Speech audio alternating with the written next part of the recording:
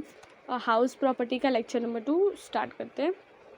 Unrealised rent, जिसको क्या बोल सकते हैं हम लोग, बैड डेट। मतलब मेरे को मालूम नहीं था ऐसा कुछ, पर हो गया वो वाला। It is the rent which cannot be recovered by the tenant whichever reason, मतलब किसी भी रीज़न से टेंटेंट से रिकवर नहीं हो पाया है। Unrealised rent shall be deducted by the actual rent. ठीक है, अभी ऐसा हुआ कि मतलब मेरा अनरियलाइज्ड रेंट है। अभी मैं प्रूफ कैसे दे सकती हूँ कि ये मेरा अनरियलाइज्ड रेंट है? क्या अभी बोला म्यूनसिपाल्टी वालों ने बोला कि जो टेंटेंट है उसे साइन करा के लाओ, जब भी वो रेंट पे ही नहीं किया है, वो भाग गया है, तो कहाँ से साइन करने आएगा? आएगा क्या? नहीं आएगा। बोला उसका आधार कार्ड लेके आओ। अब ये बात बताओ, अगर वो मेरे को आधार कार्ड ही देता तो वो भागता क्यों? बराबर ना, उसका कोई प्रूफ नहीं होता हम लोग के पास कि वो अनरियलाइज्ड है, मतलब उसने पे नहीं किया, बैड डेथ हो गया हमारे, तो झूठ भी बोल सकते हैं ना ऐसा।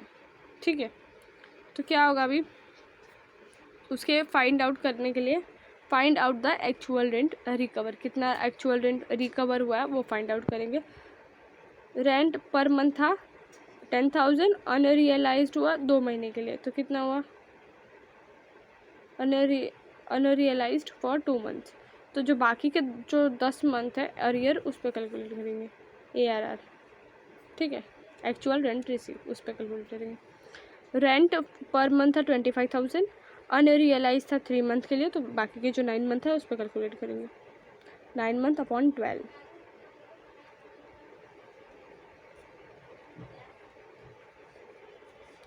उसके बाद rent per month 3 lakh, unrealised इधर अमाउंट दिया हुआ है। ठीक है, तो क्या करेंगे, अरियर में से उसको माइनस कर देंगे, फिर जितना आएगा वो एक्चुअल रेंट रिसीव हो जाएगा। पूरा टोटल रेंट पेड में से माइनस कर देंगे, आ जाएगा answer. Rent per month 15,000, realised for 10 month, तो उसके बाद क्या करेंगे, रियलाइज्ड फॉर है, ये अनरियलाइज था, ये क्या है, रियलाइज्ड। मतलब पूरा पढ़ना ज़रूरी है वरना गलत हो जाएगा। 10 मंथ के लिए इंटू 10 कर देंगे, आ जाएगा। ये थोड़ा सा बोलते हैं ना अच्छा वाला क्वेश्चन है, इसको ज़रा ध्यान से आंसर देने की कोशिश करो, आंसर कमेंट बॉक्स में आने चाहिए। रेंट रिसीव्ड, कितना रिसीव्ड हुआ? 60,000, 1,60,000 सॉरी। अनरियलाइज्ड 40,000, तो फिर टोटल कितना आएगा ज़रा बताना, क्या करेंगे इसमें? अनरियलाइज्ड है, तो क्या करेंगे, लेस कर देंगे और जितना आएगा पूरा लिख देंगे? नहीं, पूरा ही आएगा। रेंट रिसीव, इधर क्या दिया हुआ है, रेंट रिसीव है, हाँ, तो जितना रेंट रिसीव हुआ है वही एक्चुअल रेंट है। यहाँ पे रेंट पर मंथ नहीं दिया हुआ है। ठीक है, यही है। इधर ट्रिपल स्टार तुम लोग भी लगा देना जैसे मैंने लगाया हुआ है, क्योंकि ये मोस्ट इम्पॉर्टेंट है।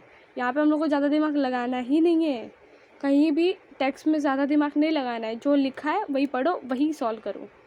जहाँ तुमने एक्स्ट्रा ऑर्डिनरी माइंड अपना यूज़ कर दिया वहाँ पे वो सवाल ख़राब हो जाएगा पूरा। सो एक्स्ट्रा ऑर्डिनरी माइंड को सेटअप बोल के शांत बिठाने का। ठीक है, चलते आगे, नेक्स्ट देखते हैं। ये देखते, ये सबसे इम्पोर्टेंट पार्ट है, अगर ये याद रखना ज़रूरी है। पहला क्या है, अगर 12 मंथ के लिए 12 मंथ के लिए कोई यहाँ पे रह रहा है तो क्या हो गया, वो SOP हो गया। अगर 12 मंथ के लिए कोई टेंटेंट यहाँ पे रह रहा है तो क्या हो गया, वो LOP हो गया। पर अगर 2 महीने के लिए भी किसी और को दे दिया, भले 10 महीने वो मेरा प्रॉपर्टी था, पर अगर मैंने 2 महीने के लिए भी किसी और को दे दिया, या 2 महीने के लिए SOP रहा, बाद में मैंने उसको 10 महीने के लिए भाड़े पे दे दिया, तो वो क्या हो जाएगा, LOP ही होगा। अगर 1 दिन के लिए भी किसी को भाड़े पे दिया ना, तो भी वो LOP ही रहेगा। ठीक है, चलते आगे पढ़ते हैं। उसके बाद फिर से मैं इसी मुद्दे पे आती हूँ। अनरियलाइज्ड रेंट रिसीव्ड, जो रेंट अनरियलाइज था वो क्या हुआ, रिसीव हुआ, तो क्या होगा, income from business, income from house property, वो इनकम हुआ ना।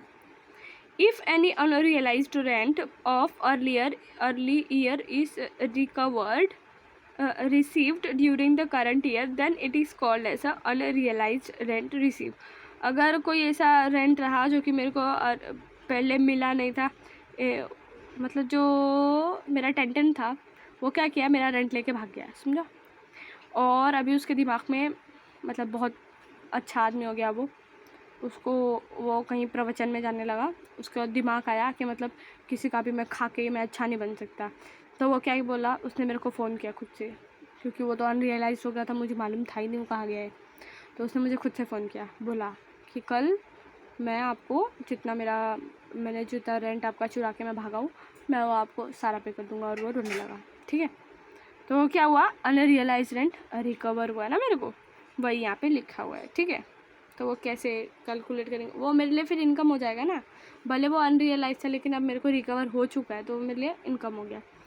It will be taxable when it is actually recover, अगर वो एक्चुअली रिकवर हुआ है तभी वो टैक्सेबल होगा, रिकवर होने वाला है तब वो टैक्सेबल नहीं होगा, क्योंकि क्या मालूम फिर से उसका दिमाग चेंज हो गया तो भाग गया, तो समझा।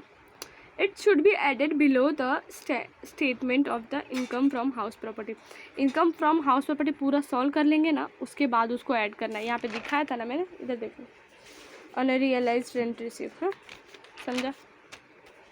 आगे चलते हैं, arrear of rent recover income, ये भी इनकम हुआ।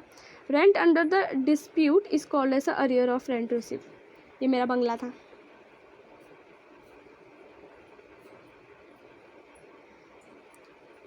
बराबर, ये मैंने दिया हुआ है भाड़े पे टेंटेंट को, यहाँ पे टेंटेंट मेरा रह रहा है सुखी से, 1 साल का मेरे को रेंट दिया, बराबर, दूसरे साल का भी मेरे को रेंट दिया, तीसरे साल का मेरे को रेंट दिया, चौथे साल मैंने बोला कि तू मेरे को रेंट, मैं इधर रूम पे आऊँगा नहीं रेंट लेने के लिए, तो तू यहाँ पे रह और तू रेंट मेरे अकाउंट में भेज देना। तो उसने क्या किया, यहाँ पे एक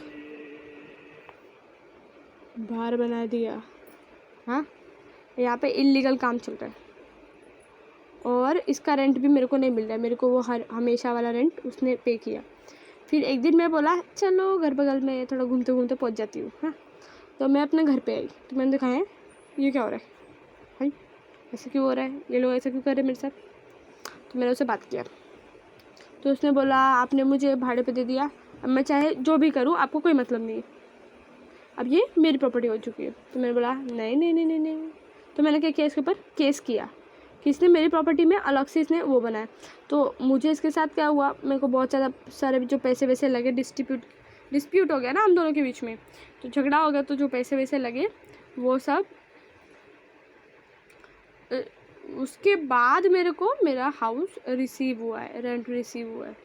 तो क्या है, rent under the dispute is called as arrear rent, ठीक है। It is taxable when it is actually recover, मतलब एक्चुअली जब रिकवर हो जाएगा तभी वो टैक्सेबल है, बना हुआ टैक्सेबल नहीं है। जो बाहर का मेरे को पैसा मिलेगा वो कब टैक्सेबल है, जब मेरे को वो रिकवर हो जाएगा। तो it should be added below the statement of the income from house property. वो कहाँ पे लिखा जाएगा, इनकम फ्रॉम हाउस प्रॉपर्टी के बिलो लिखा जाएगा, जैसे जहाँ पे वो लिखा हुआ था अनरियलाइज्ड, उसके नीचे लिखा जाएगा अरियर रिसीव, ठीक है। Actual expenses incurred by the owner is in the respect of the arrear of the rent shall be ignored. जो भी एक्सपेंस लगा हुआ है मेरा वो डिस्ट्रीब्यूट में, जो भी मेरा खर्चा आया वो क्या हो जाएगा, इग्नोर्ड हो जाएगा, ठीक है। स्टैंडर्ड डिडक्शन क्योंकि मेरे को मिलेगा 30% अलाउड होगा, ठीक है। तो बाकी जो भी मेरे को खर्चा लगा वो मैं नहीं मांग सकती, क्योंकि मेरे को 30% जब मेरे को डिडक्शन मिल रहा है तो उतना काफ़ी है। चलते आगे, deem to be let out property. अभी SOP LOP के बाद वाला बात करते हैं। कौन आया, ये 2 प्रॉपर्टी है मेरे पास, इसमें मैं रहती हूँ और मैं इसको भी भाड़े पे नहीं दूँगी। मैं क्या बोलूँगी, जब भी मेरा वेकेशन होगा तो मैं इधर आऊँगी। पर जो इनकम टैक्स वाला है वो क्या कहता है कि आपके पास 2 प्रॉपर्टी रहेगी, तो या तो आप एक को भाड़े पे दे के उसका टैक्स पे करो।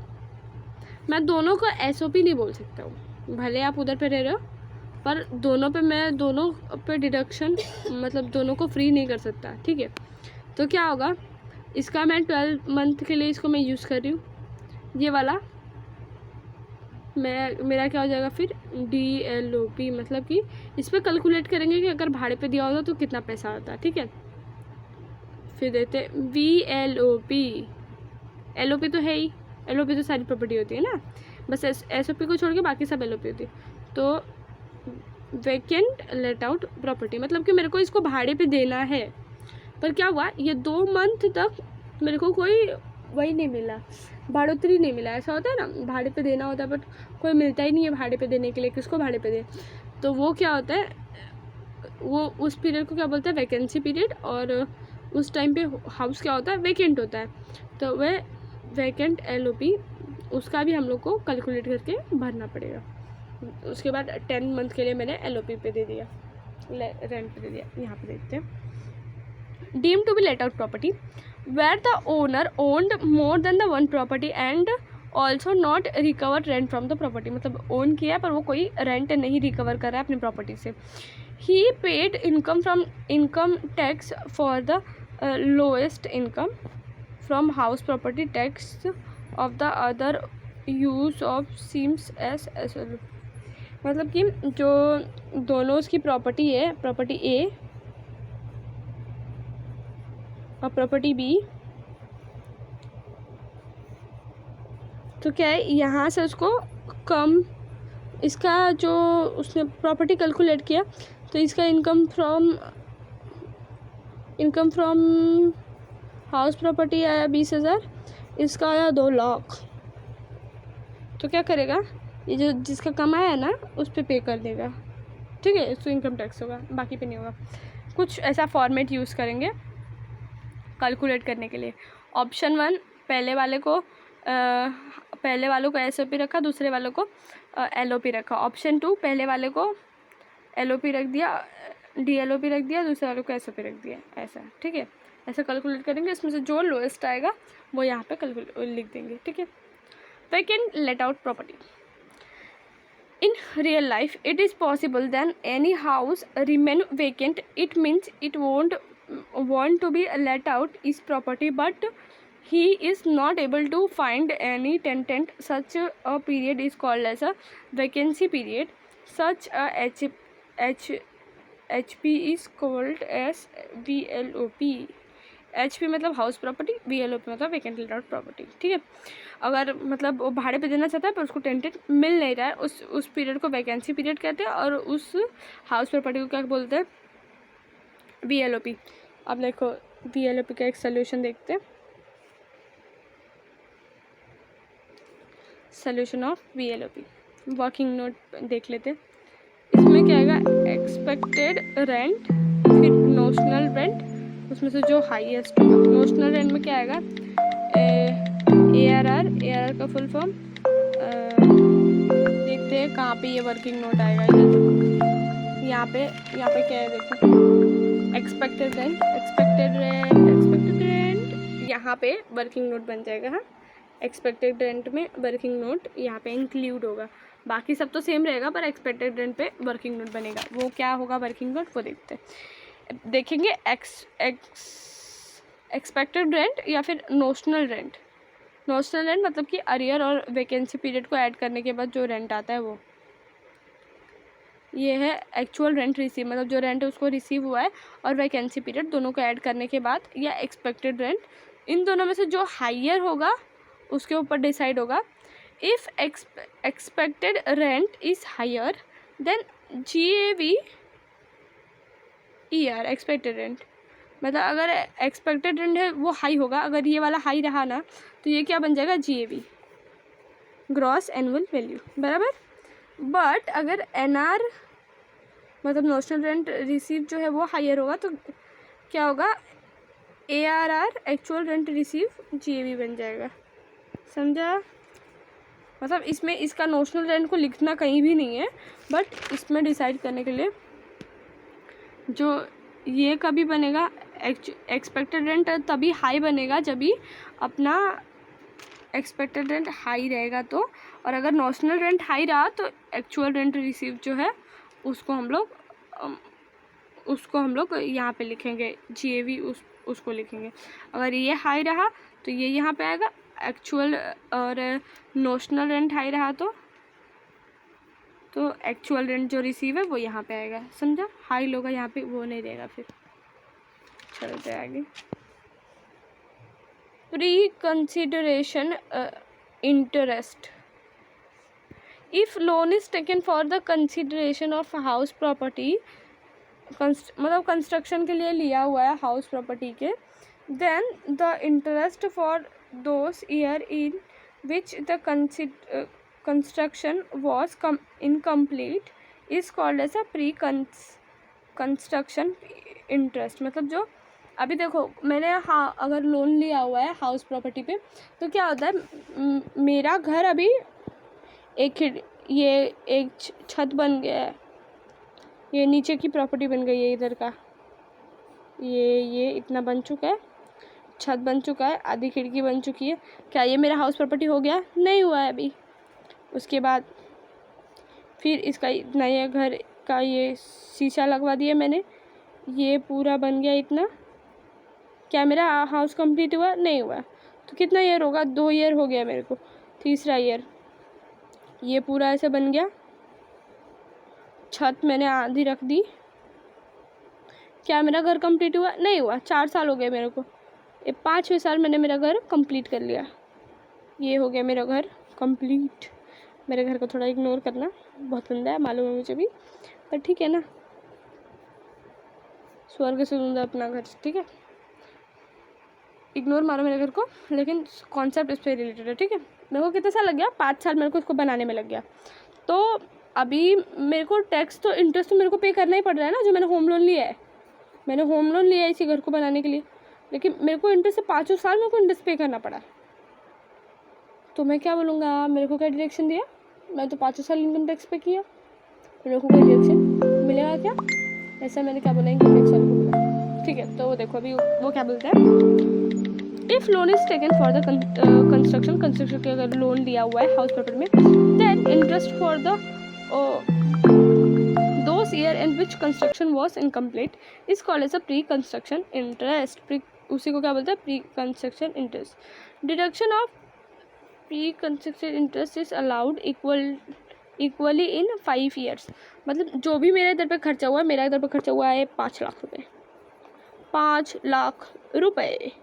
तो ये क्या होगा, ये कभी मेरे को मिलेगा 5 सालों में इक्वली मिलेगा। अगर मेरा 2001 से ये हाउस बनाने का काम चालू है और 2003 तक मेरा ये हाउस बनाने का काम चला है, तो मुझे क्या मिलेगा, इन पूरे साल को मिला के मेरा 5,000 खर्चा हुआ है।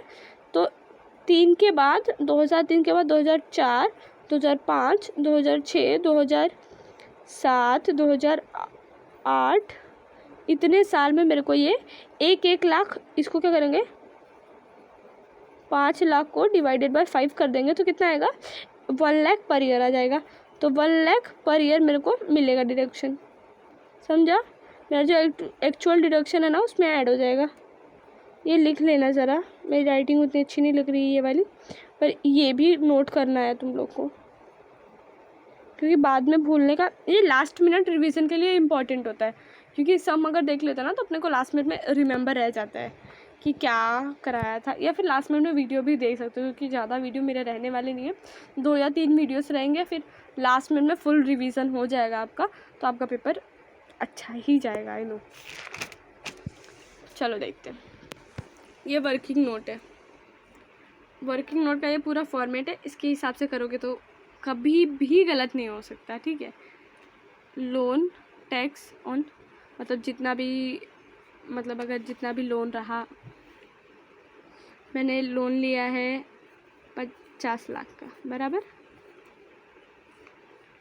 10 और, ठीक है। कंस्ट्रक्शन कंप्लीट होने में मेरे को, जब तक वो कंप्लीट हुआ, मेरे को 5 लाख रुपए का इंटरेस्ट आ गया। प्री कंस्ट्रक्शन पीरियड 2003, 4, 5, 6 मैंने लिख दिया, बराबर। उसके बाद pre construction interest it allowed on the previous year in in year I needed, which year I needed, मतलब यहाँ पे इतने साल के लिए मेरे को, जैसे देखो इसके बाद 2007, 8, 9 और ये 10, इतना साल मेरे को मिलेगा उसका डिडक्शन। पर ऐसा होता है हम लोग 1 साल के लिए इनकम टैक्स कैलकुलेट करते हैं ना, तो इसमें से जो ईयर मेरे को चाहिए उसको मैं बॉक्स कर देती हूँ। मेरे को 2009 चाहिए, ठीक है। फिर कैलकुलेशन क्या स्टार्ट करेंगे, ये है previous year, sum of borrowing, जितना मैंने बोरोइंग लिया है वो पूरा, फिर rate of interest, sum of borrowing, मैंने बोरोइंग कितना लिया है, ये जो है ये पूरा loan taken borrowing 50 lakh, into rate of interest मेरा है 12%। मंथ कितना है वो क्वेश्चन में दिया रहेगा, मान लो यहाँ पे मैं ले लेती हूँ 6 मंथ, तो यहाँ पे आएगा अपॉन 12। अगर पूरा ही 12 मंथ रहा तो 12/12, ये कैंसिल हो जाएगा, इसका सीधा 12% निकाल दिया, आंसर आ जाएगा, ठीक है। और मैंने क्या लिया, 6/12 लिया, तो क्या होगा, अभी इसको अमाउंट जो स्पेंड किया हुआ है, अमाउंट मैंने कितना स्पेंड किया, 5 लाख, है ना, 5 लाख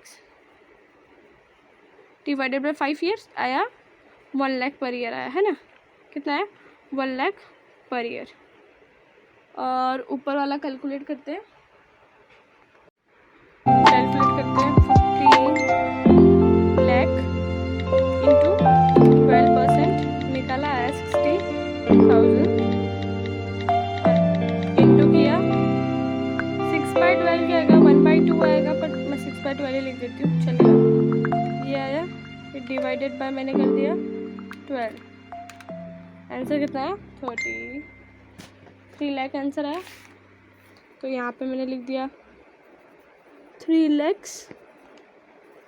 और इसको मैंने किया, ये 5 से इसको कट किया तो यहाँ पे आया 1000, ये वाला इंटरेस्ट यहाँ पे जाके जुड़ जाएगा, जितना भी आया इधर पे जुड़ गया, और इधर पे आया 3 लाख